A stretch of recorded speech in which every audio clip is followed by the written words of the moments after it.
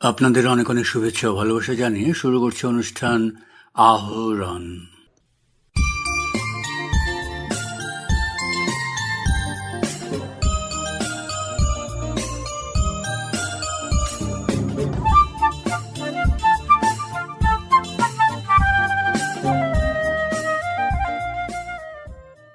বরাক উপত্যকা বঙ্গ সাহিত্য ও সংস্কৃতি সম্মেলনের সম্প্রসারিত নতুন ভবনের একাদশ প্রতিষ্ঠা দিবস উদযাপিত হয়েছে শুক্রবার। এ উপলক্ষে এদিন সন্ধ্যা 5টায় শিলচরে বঙ্গভবনের কার্যালয়ে এক ঘরোয়া আলাপচারিতা আয়োজন করা হয়। এ নিয়ে একান্ত সাক্ষাৎকারে বরাকবঙ্গের কেন্দ্রীয় কমিটির সাধারণ সম্পাদক গৌতম প্রসাদ দত্ত জানিয়েছেন, বরাক উপত্যকার ঐতিহ্যশালী সাহিত্য, সাংস্কৃতিক ও সামাজিক সংগঠন বরাক উপত্যকা বঙ্গ সাহিত্য সংস্কৃতি সম্মেলনের মূল কার্যালয় বঙ্গভবনের সম্প্রসারিত অংশের একাদশ বার্ষিকী গতকাল উদযাপিত হয়েছে শিলচর বঙ্গভবন চত্বরে। বরাক উপত্যকার 3 জেলায় বিস্তৃত এই সংগঠনের মূল কাজকর্ম এই বঙ্গভবন থেকেই পরিচালিত হয়। যদিও শ্রীভূমি এবং হাইলাকান্দিতে সম্মেলনের স্বতন্ত্র ভবন রয়েছে এবং সেখান থেকেও সংগঠনের কাজকর্ম পরিচালিত হয়। 2005 সালের 7 ডিসেম্বর বর্তমান বঙ্গভবনের প্রথম পর্যায়ের কাজের শিলান্যাস হয়েছিল। 2008 সালে 3 আগস্ট প্রাক্তন কেন্দ্রীয় মন্ত্রী, এই উপত্যকার জননেতা সন্তোষ মোহন দেবের হাত ধরে বঙ্গভবনের প্রথম পর্যায়ের ভবনের দ্বারোদ্ঘাটন হয়। পরবর্তী সময়ে দেখা যায় যে শিলচর শহরের সাহিত্য, সংস্কৃতি এবং নাট্যচর্চার জন্য আরো বিস্তৃত পরিসর প্রয়োজন। এক্ষেত্রে সবচেয়ে বেশি উৎসাহ নিয়ে যিনি এগিয়ে আসেন তিনি এই উপত্যকারই আরেক জননেতা প্রাক্তন মন্ত্রী গৌতম রায়। তিনি আমাদের অভয় দেন যে তার তরফে সব রকম সহায়তা করা হবে যাতে শিলচর বঙ্গভবনে একটি সুসংগত ভবন গড়ে ওঠে। তিনি বিভিন্ন সরকারি প্রতিষ্ঠান এবং জনপ্রতিনিধিদের কাছে এই ভবন নির্মাণের জন্য সহায়তা চান। অনেক ক্ষেত্রেই তিনি এক্ষেত্রে সফল হয়েছেন এবং আনুষ্ঠানিকভাবে সরকারি সহায়তা না মিললেও বিভিন্ন জনপ্রতিনিধি এবং সরকারি প্রতিষ্ঠানের কিছুটা সহায়তায় এই বঙ্গভবনের বর্তমান যে বঙ্গভবন আমরা সদরঘাটে দেখি সেটা সম্প্রসারিত ভবন। সেই সম্প্রসারিত ভবনের কাজ চলে দীর্ঘদিন এবং 2014 সালের 14 নভেম্বর প্রখ্যাত সাহিত্যিক শীর্ষেন্দু মুখোপাধ্যায়ের হাত ধরে বর্তমান সম্প্রসারিত বঙ্গভবনের আনুষ্ঠানিক দ্বারোদ্ঘাটন হয়। এই বঙ্গভবন শুধু বরাক উপত্যকা বঙ্গ সাহিত্য সংস্কৃতি সম্মেলন নয়, গোটা উপত্যকার সাহিত্য সংস্কৃতির চর্চার এবং এক্ষেত্রে সমস্ত ধরনের কাজকর্মের প্রাণকেন্দ্র হয়ে উঠেছে। বিশিষ্ট অতিথিবর্গ যখন সময়ে সময়ে ভবন দেখতে আসেন তারা ভবনের ব্যবস্থাপনার প্রশংসা করেন। একই ছাদের তলায় একটি সুসংগত প্রেক্ষাগৃহ, একটি সম্মেলন কক্ষ, একটি সমৃদ্ধ গ্রন্থাগার, রিডিং রুম এবং অন্যান্য কিছু ভবন রয়েছে, যার একটি অংশে ভারতীয় স্টেট ব্যাংকের প্রশিক্ষণ কেন্দ্র রাখা হয়েছে। এই গোটা বঙ্গভবনে প্রতি মাসেই বিভিন্ন সংগঠন, বিভিন্ন সংস্থা, বিভিন্ন শিক্ষা প্রতিষ্ঠান তাদের বিদ্যালয়ের, তাদের কলেজের, তাদের সংগঠনের অনুষ্ঠান এখানে করেন। তাছাড়া বিভিন্ন নাট্যদল এখানে তাদের নাটক পরিবেশন করেন। শিলচরের বিশিষ্ট সাংস্কৃতিক সংস্থা রূপম গত কয়েক বছর ধরে এখানেই নরেশচন্দ্র পাল সর্বভারতীয় বাংলা একাঙ্ক নাটক প্রতিযোগিতা আয়োজন করে আসছেন। বিভিন্ন সময়ে এখানে বিশিষ্ট ব্যক্তিবর্গরা বঙ্গভবন গ্রন্থাগারের ভূয়সী প্রশংসা করে বলেছেন, এই গ্রন্থাগারে এমন সব মূল্যবান বই রয়েছে যেগুলো আজকাল অনেক জায়গায় খুঁজে পাওয়া যায় না। বঙ্গ সাহিত্য সংস্কৃতি সম্মেলনের একটি শাখা হচ্ছে দূরশিক্ষা কেন্দ্র। বিভিন্ন শাখার সঙ্গে এই দূরশিক্ষা কেন্দ্রে বাংলা 1 বছরের ডিপ্লোমা কোর্সের পাঠদান করা হয়। এই কোর্সটি আসাম সরকারের অনুমোদিত এবং সরকারি নিযুক্তির ক্ষেত্রে এই বাংলা ডিপ্লোমা কোর্সে যারা উত্তীর্ণ হন, যাদের মাধ্যমিক পর্যায়ে বাংলা কোনো বিষয় ছিল না, তারা এই ডিপ্লোমা সার্টিফিকেট দেখিয়ে চাকরি পান কিংবা চাকরি নিয়মিত হয়। এই ডিপ্লোমা কোর্সে কাজকর্ম এই বঙ্গভবন থেকেই পরিচালিত হয়। প্রতি রবিবার এখানে ক্লাস হয়। বিভিন্ন স্থান থেকে, এমনকি ব্রহ্মপুত্র উপত্যকা থেকেও অনেকে এখানে কোর্স করতে আসেন। শুধু বাংলা নয়, অন্যান্য ভাষাভাষী মানুষও এখানে আসেন। সব মিলিয়ে বরাক উপত্যকা বঙ্গ সাহিত্য সংস্কৃতি সম্মেলনের এই প্রাণকেন্দ্র বঙ্গভবন শুধু বাংলা ভাষাভাষী নয়, প্রতিবেশী অন্যান্য ভাষাভাষীদেরও সঙ্গে নিয়ে অনুষ্ঠান করে থাকে। ফলে এটা কার্যত একটা মিলন কেন্দ্রে রূপান্তরিত হয়। মৎস্য উৎপাদনের নিরিখে কাছাড় এখন অনেকটাই এগিয়ে। আগের তুলনায় অন্ধ্রপ্রদেশ, তেলেঙ্গানা বা কানপুর থেকে মৎস্য আমদানি কমে গেছে। কাছাড়ের মৎস্য উৎপাদন এবং মৎস্য চাষীদের বিভিন্ন সুযোগ সুবিধা নিয়ে কাছাড়ের মৎস্য উন্নয়ন আধিকারিক হিমাংশু প্রকাশ দাস জানালেন, আমাদের কাছাড়ের জনসংখ্যা অনুসারে যতটুকু মাছের চাহিদা আছে, তো আমরা এখনও স্বনির্ভরশীল হতে পারিনি। এখনও মোটামুটি 41,000 মেট্রিক টন মাছের বার্ষিক আমাদের প্রয়োজন হয় কাছাড়ের যারা মৎস্য খেয়ে, মৎস্য যারা ভক্ষণ করে ওনাদের জন্য। আর আমরা 40,000 মেট্রিক টনের মতো আমরা প্রোডাকশন করিয়েছি এখন পর্যন্ত। এটা গতবারের যেটা আমাদের হিসাব সেই অনুসারে। আর আমরা যেগুলো মানে আমদানি হচ্ছে মাছ কানপুর থেকে বা অন্ধ্রপ্রদেশ থেকে, তেলেঙ্গানা থেকে, বাঙ্গাল থেকে যেগুলো মাছ আমদানি হচ্ছে, সেই আমদানিকৃত মাছের পরিমাণ অনেক কমে গেছে এখন।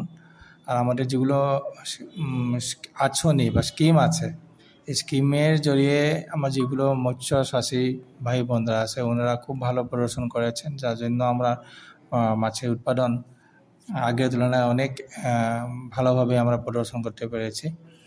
আর যেগুলো মাছ আমদানি হচ্ছে, সেই মাছগুলোতে অনেকে সবসময় আমরা মানুষের মধ্যে একটা আশঙ্কা থাকে যে মাছগুলোতে ফরমালিন দেওয়া বা অন্য কিছু রাসায়নিক কোনো কিছু দেওয়া থাকতে পারে, যেগুলো আমাদের স্বাস্থ্যের জন্য ক্ষতিকারক। আমরা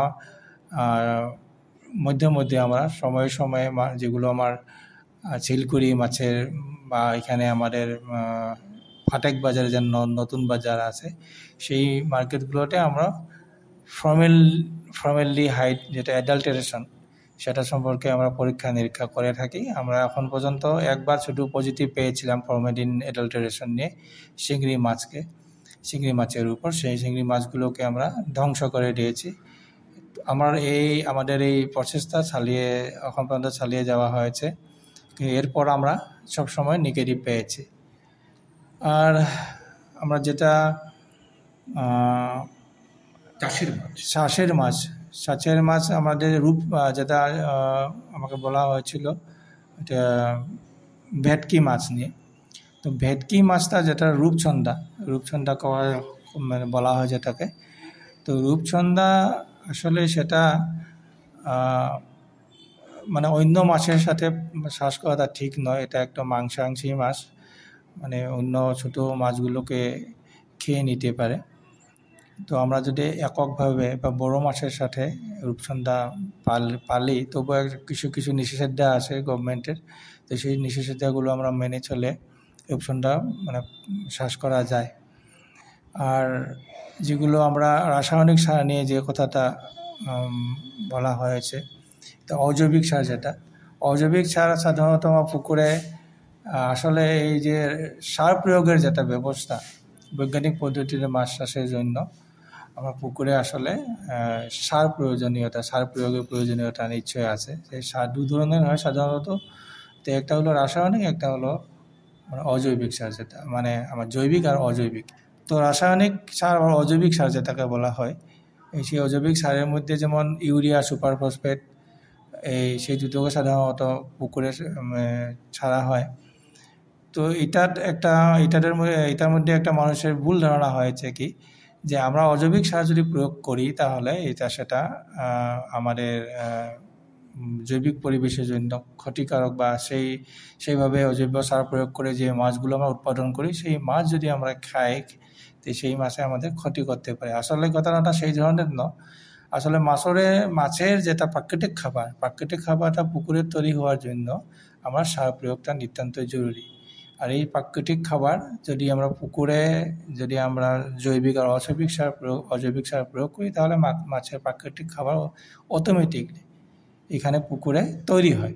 কিন্তু সব প্রয়োগের ক্ষেত্রে আমরা একটা হিসাব মেনে নিতে হয়। অজৈবিক সারের যেটা হিসাব আছে পুকুরে, যেমন বিঘা প্রতি জলখালির পুকুরে কতটুকু আমরা অজৈবিক সার প্রয়োগ করব, যেটা রেট আছে, সেই রেটটা আমরা মেনে নিতে হবে। যে কোনো ক্ষেত্রে যদি আমরা প্রয়োজন থেকে বেশি করে যদি আমরা প্রয়োগ করি, তার নিশ্চয়ই তার উল্টো একটা চৌবাচ্চার মধ্যে কি মাছ চাষের কথা বলেছেন নাকি? চৌবাচ্চার মধ্যে মাছ চাষ করা যায়, সেটা বিভিন্ন ধরনের আছে। যেমন চৌবাচ্চা বলতে ছোট চৌবাচ্চা না, ছাপের মধ্যে যেমন আমরা বায়োফ্লক একটা আছে, এই ধরনের একটা পদ্ধতি, বা RAS যেটা রিসার্কুলেটরি অ্যাকুয়াকালচার সিস্টেম বলা হয়।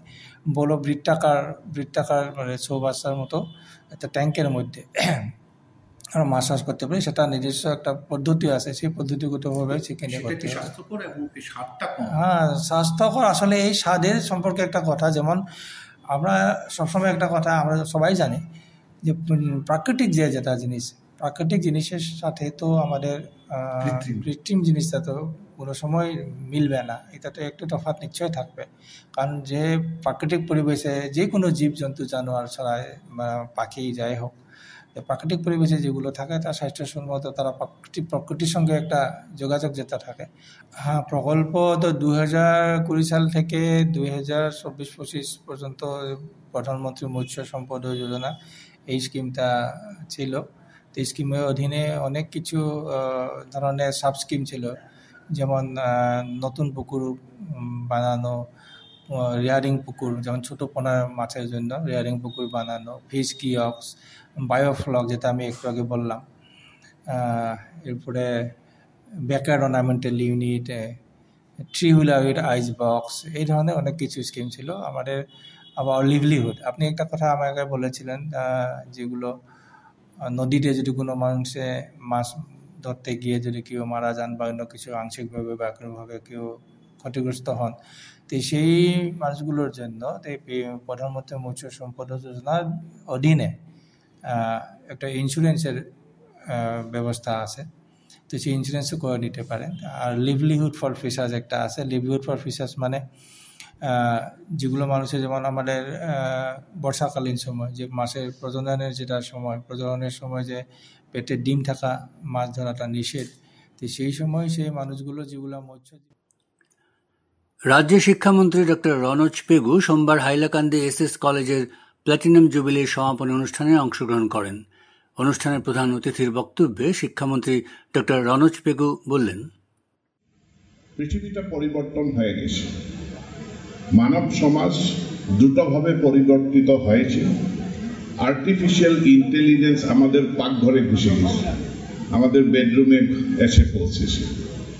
তো এই সময় আমরা পুরানো চিন্তা, পুরানো পাঠ্যক্রম, পুরানো কারিকুলাম এসব নিয়ে আমরা আর এগিয়ে যেতে পারবো না। আমাদেরকে নতুন চিন্তা, নতুন পদ্ধতি, নতুন কারিকুলামের প্রয়োজন। তার জন্য ভারতবর্ষ NEP 2020, একটা ন্যাশনাল এডুকেশন পলিসি 2020, এটা অ্যাডপ্ট করেছে। এটা খুব টাইমলি অ্যাডপশন, খুব অ্যাপ্রোপ্রিয়েট অ্যাডপশন। অনেক লোকে ভেবে থাকে যে এটা দিল্লিতে কোনো 5 স্টার হোটেলে, কোনো অফিসে, কোনো এয়ার কন্ডিশন রুমে কয়েকজন পণ্ডিত, কয়েকজন ভাইস চ্যান্সেলর বসে এটা তৈরি করেছে। কথাটা সেই রকম নয়। ভারতবর্ষের বিভিন্ন পঞ্চায়েতে, বিভিন্ন গ্রামে এই কি ধরনের এডুকেশন নীতি আমাদেরকে দরকার, তার জন্য 1 লক্ষ গ্রাসরুট লেভেলের মিটিং করা হয়েছে। প্রতিটি কমসে কম অনেক ব্লকে মিটিং করা হয়েছে, অনেক নগরপালিকায় মিটিং করা হয়েছে। আর জনসাধারণের আকাঙ্ক্ষা, জনসাধারণের মতামত, অভিভাবক, স্টুডেন্টস, তারা বিদ্যালয়ে এসে, কলেজে নাম ভর্তি করে, তারা কি তাদের কি দরকার, এটার উপর গবেষণা করে এই NEP 2020 প্রতিষ্ঠা করা হয়েছে। কয়েকদিন আগে আসামের বিশ্বনাথ জেলায় একটি নতুন ইউনিভার্সিটি শিলান্যাস করা হয়েছিল। ভারতবর্ষের বিত্তমন্ত্রী নির্মলা সীতারমন এই শিলান্যাসটা করেছিল। আর সেদিনে আমরা ঘোষণা করেছি, মাননীয় মুখ্যমন্ত্রী ডক্টর হিমন্ত বিশ্ব শর্মা উনি ঘোষণা করেছিলেন যে এই বিশ্ববিদ্যালয়টি এটা আসামের অন্য বিশ্ববিদ্যালয়ের মতন একটা গতানুগতিক একটা বিশ্ববিদ্যালয় হবে না। এটা নতুন যুগের নতুন বিষয় নিয়ে, নতুন পাঠ্যক্রম নিয়ে এটা একটি বিশ্ববিদ্যালয় হবে, যেটা যে বিশ্ববিদ্যালয়কে এখন পৃথিবীতে বলা হয় TVET, technology vocational education and training বিশ্ববিদ্যালয়। অ্যাডভান্স কান্ট্রি যেরকম জার্মানি, নরওয়ে, সিঙ্গাপুর, কোরিয়া, এই দেশগুলিতে এখন নতুন যুগের নতুন পাঠ্যক্রমের বিশ্ববিদ্যালয়, যাকে TVET বলা যায়, সেই রকম ইউনিভার্সিটি অলরেডি প্রতিষ্ঠা করা হয়েছে। আমাদেরও মঙ্গলদৈতে যেটা আমরা আসাম স্কিল ইউনিভার্সিটি প্রতিষ্ঠা করেছি, সেটাও সেই রকম একটা ইউনিভার্সিটি। NEP স্পষ্টভাবে একটা কথা বলেছে যে আমাদের আধুনিক শিক্ষায় স্কিল আর জেনারেল এডুকেশন দুটোকে কম্বাইন করতে হবে।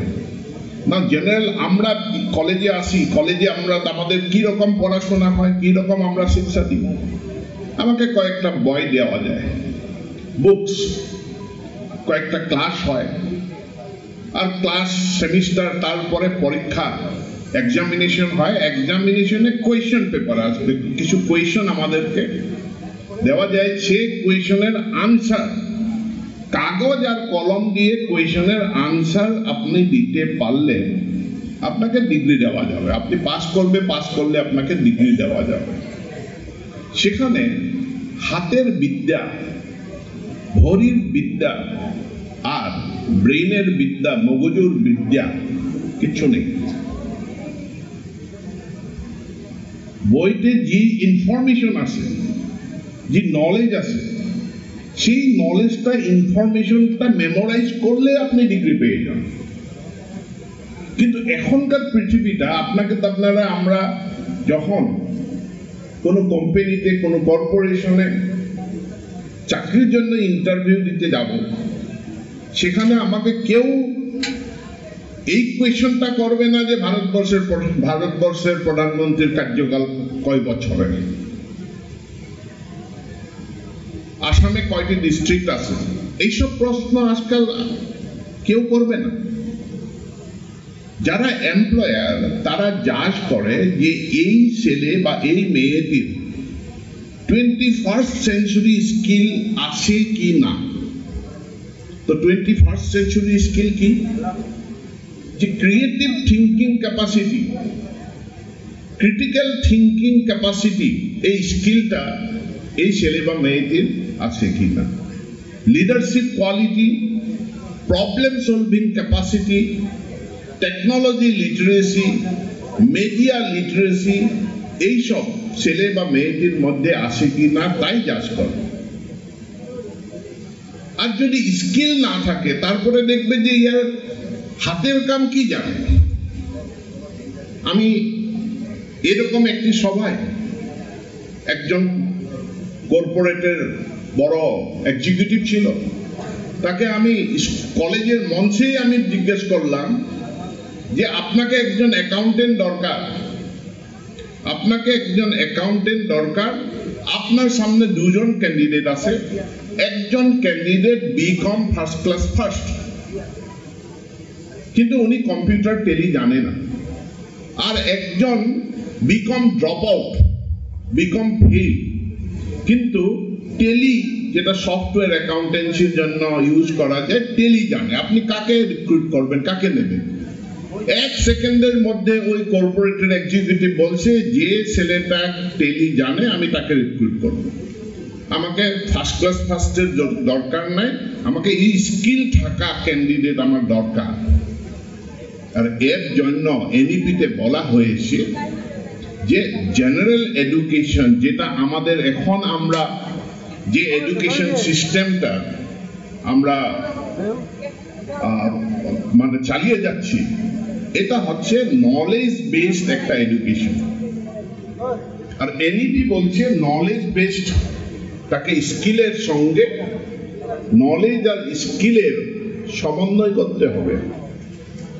নলেজ দেওয়ার সঙ্গে সঙ্গে স্কিল দিতে হবে। তো বেঙ্গলি ডিপার্টমেন্ট রয়েছে, বেঙ্গলি ডিপার্টমেন্ট বলবে কি আমাদের বেঙ্গলির কি প্র্যাকটিক্যাল হবে, এখানে আর কি স্কিল হবে?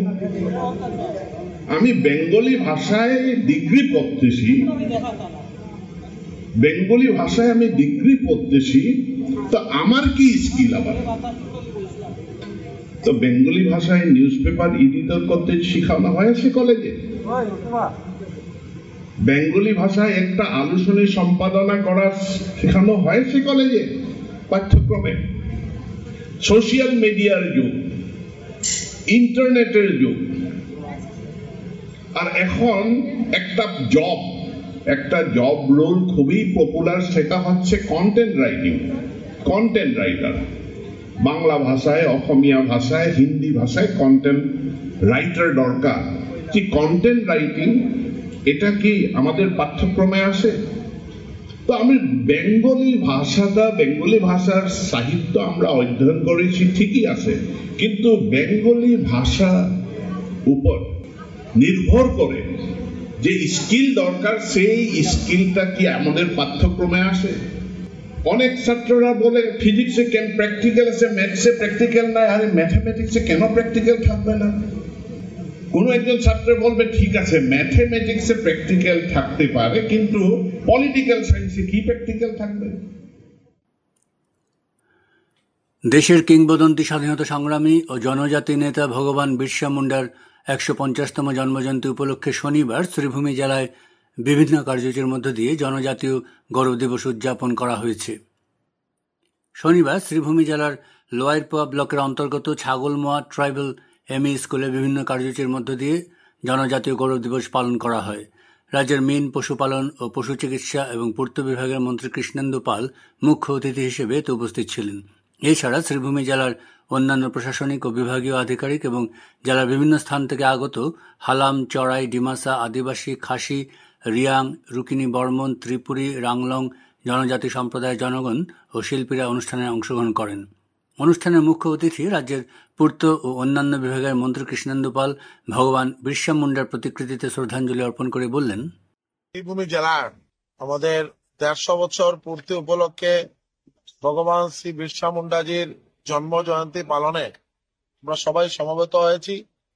আর আজকে আমাদের সমগ্র আসাম, সমগ্র ভারতবর্ষের প্রত্যেক এলাকায়, প্রত্যেক জেলাতেই 150 বছর ধরতি আবা বিরসা মুন্ডাজির জন্ম জয়ন্তী পালন করা হচ্ছে। আর আপনারা দেখেছেন যে প্রধানমন্ত্রীজি খুব সুন্দরভাবে বিরসা মুন্ডাজির যে অবদান, যে ভারতবর্ষকে স্বাধীনতা আন্দোলনে ওনার যে বলিদান বা জনজাতি এলাকার নাগরিকদের যে অবদান, কথাগুলো সুন্দরভাবে তুলে ধরেছেন। যে ভারতবর্ষ যাতে জগৎ সভায় শ্রেষ্ঠ আসন লাভ করে এবং যাতে ব্রিটিশ মুক্ত ভারত হয়, তার কারণে বিরসা মুন্ডাজি বা এরকম অনেক মহাত্মারা বলিদান, আত্মবলিদান দিয়েছিলেন স্বাধীনতা আন্দোলনে। তো আজকের এই দিনে সবাইকে শ্রদ্ধাঞ্জলি এবং প্রণাম নিবেদন করছি। আর ধরতি আবা বিরসা মুন্ডাজির যে অবদান, যা বিশেষ করে আমাদের প্রধানমন্ত্রী নরেন্দ্র ভাই মোদিজি এই কথাগুলো তুলে ধরেছেন ওনার বক্তব্যের মাধ্যমে।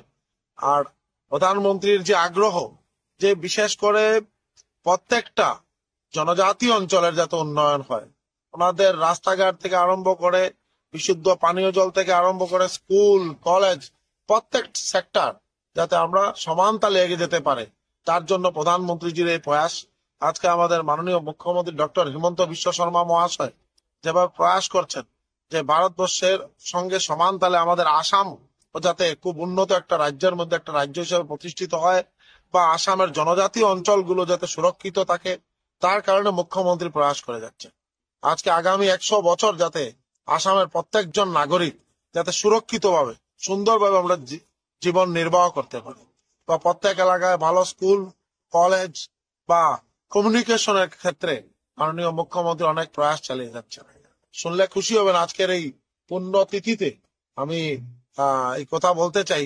গত পরশুদিন আমি গুয়াহাটিতে ছিলাম, আমাদের ক্যাবিনেট মিটিং এর পর মাননীয় মুখ্যমন্ত্রী মহোদয়ের সঙ্গে আলোচনা করেছি এবং বরাক উপত্যকায় এইমস এর একটা ব্রাঞ্চ হবে এবং এইটা শ্রীভূমি জেলার পাতারকান্দিতে হওয়ার জন্য মুখ্যমন্ত্রী নিজে আমাকে বলেছেন। তো যার জন্য মুখ্যমন্ত্রী আসবেন, মুখ্যমন্ত্রী এই কথাগুলো বলবেন, বা আগামী কিছুদিনের মধ্যে মুখ্যমন্ত্রী আবার আসবেন পাতারকান্দিতে, এগ্রিকালচার কলেজ এবং ইউনিভার্সিটি ক্যাম্পাস তার শুভ শিলান্যাস হবে। তাই মুখ্যমন্ত্রী মহোদয়কে পাতারকান্দি বাসীর পক্ষ থেকে আজকের এই পুণ্য দিনে বহুত বহুত ধন্যবাদ এবং কৃতজ্ঞতা জ্ঞাপন করছি।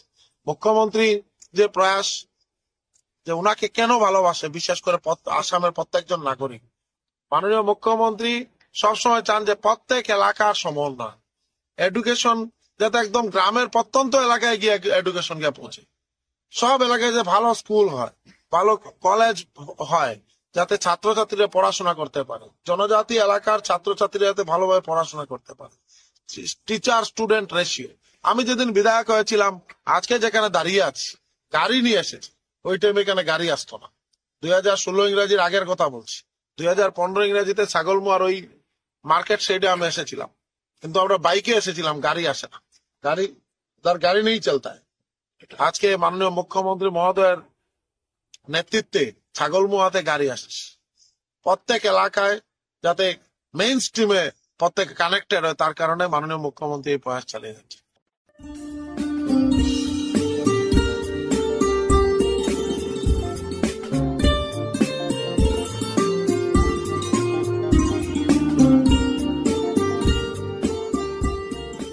শ্রোতা বন্ধুরা, আহরণা যেখানে শেষ করছি, আপনাদের সঙ্গে আবার কথা হবে আমাদের আগামী অনুষ্ঠানে। আপনারা ভালো থাকবেন এবং অবশ্যই সুস্থ থাকবেন। এবারে বিদায় নিচ্ছি, তবে তার আগে জানিয়ে দেব, উপস্থাপনায় ছিলাম অনির্বাণ জ্যোতিগুপ্ত, শব্দগ্রহণ করেছেন রতন দেব, রাহুল কান্তি দেব, জসীমউদ্দিন লস্কর ও নবেন্দু দাস। অনুষ্ঠান সম্পাদনায় ছিলেন অভিজিৎ নাথ এবং প্রযোজনা হিতব্রত ভট্টাচার্য।